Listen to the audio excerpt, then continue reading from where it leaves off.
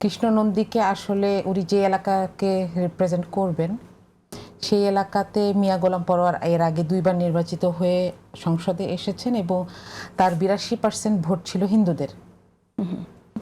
মূল ব্যাপারটা হচ্ছে যে যে ধর্মেরই হোক, দেখেন বাংলাদেশের সব মানুষ যে খুব ধর্ম বুঝে ধার্মিককে ভোট দেয় সেটা না। তার পলিটিক্যাল ফিলসফি, তার ইশতেহার যদি তাকে আকৃষ্ট করে এবং তার কার্যক্রমে যদি তার আস্থা আসে তখন সে ভোট দেয়, তাই তো?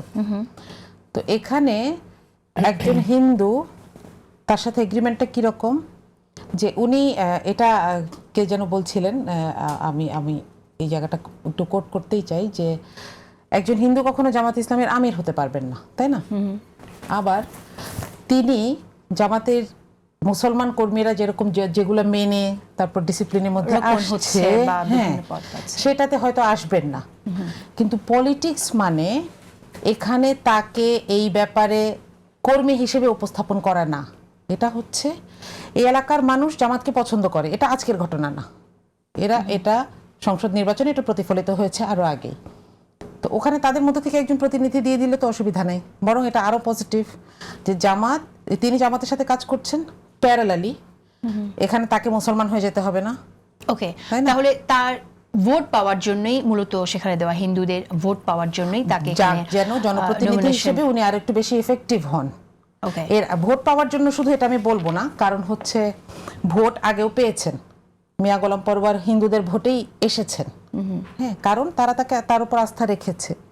এটাকে আমরা একটা পলিটিক্যাল ডিসিশন বলতে পারি, হ্যাঁ, কিন্তু এইটা ভোট পাওয়ার জন্য নতুন করে কিছু না। এখানে যদি আগের প্রার্থী থাকতেন হয়তো আমরা একই রিফ্লেকশন আবার দেখতাম।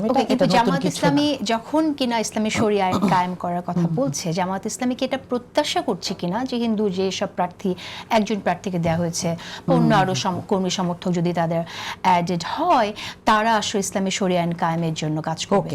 ইসলামী শরিয়া আইন কিন্তু অ্যাকোমোডেট করে। যেমন আপনি দেখেন শরিয়া আইনের মূল কথা এটা আমরা শেখ হাসিনার মুখে অনেক বেশি শুনেছি মদিনা সনদের কথা, তাই না? মদিনা সনদে কিরকম ছিল?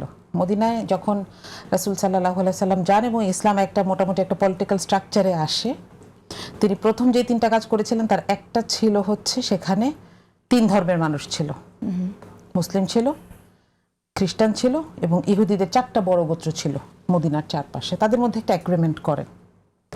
সেখানের মধ্যে কিন্তু উনি ইহুদিদেরকে বলেন নাই যে তোমরা সবাই মুসলমান হয়ে যাবা, তারপর আমরা তোমাদের সাথে থাকবো, নইলে থাকবো না, অথবা আমরা এখানে বিজয়ী, তোমরা বের হয়ে যাও। কিন্তু প্রেক্ষিতটা আলাদা। আমি বলছি শরিয়া আইন বাই ডেফিনেশন সব ধর্মকে অ্যাকোমোডেট করে। এখন এটা আপনি যদি জামাত না করুক, আপনি অন্য কোথাও দেখেন করছে অ্যাকোমোডেট করা এবং তাকে সাথে নিয়ে একসাথে একটি আইন ইমপ্লিমেন্ট করার জন্য কাজ করার মধ্যে ডিফারেন্স আছে, সেই জায়গাটা আমি বুঝতে চেয়েছিলাম।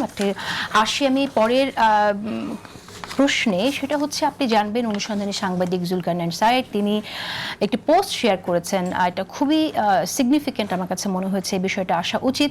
জামায়াতের যে প্রার্থীকে আপনারা যাকে নিয়ে আমরা কথা বলছি, তিনি আওয়ামী লীগের সাবেক মন্ত্রী নারায়ণ চন্দ্রের অত্যন্ত ঘনিষ্ঠ। শুধু তাই না, তিনি ভারতের গোয়েন্দা সংস্থার সাথেও, গোয়েন্দা সংস্থার কর্মীর সাথেও তার বৈঠক হয়েছে বলে আমরা জেনেছি। এখানে অনেকেই এখন এরকম ভাবছেন এবং সেই ভাবার সুযোগ আসলে আছে কিনা যে ভারতের প্রেসক্রিপশনে কৃষ্ণ নন্দীকে প্রার্থী করা হয়েছে এবং আলটিমেটলি একটা ব্যাকডোরে ভারতের সাথে একটা সমঝোতার ভিত্তিতেই জামাত এগিয়ে যাচ্ছে। আপনি কিভাবে খণ্ডাবেন? এটা অনুমান নির্ভর কথা, কারণ আপনি জানেন বাংলাদেশে যারা হিন্দু আছে তাদের ভারতে, দেখেন জুলকারনাইন স্যার এটাকে খুব বড় একটা ইস্যু দেখিয়েছেন যে উনি গত কিছুদিনে 22 বার ভারতে গিয়েছেন এসেছেন। বাংলাদেশে যারা হিন্দু আছেন তাদের জন্য এটা স্বাভাবিক, তাদের আত্মীয় স্বজন থাকে, অনেক সময় প্রপার্টি শেয়ার থাকে, গোয়েন্দাদের সাথে বসবে, সেটাও স্বাভাবিক। আচ্ছা, সেইটার ব্যাপারে দলের কাছ থেকে আপনাকে সার্চ করতে হবে, সেইটার ব্যাপারে আমি বলতে পারবো না। ওকে,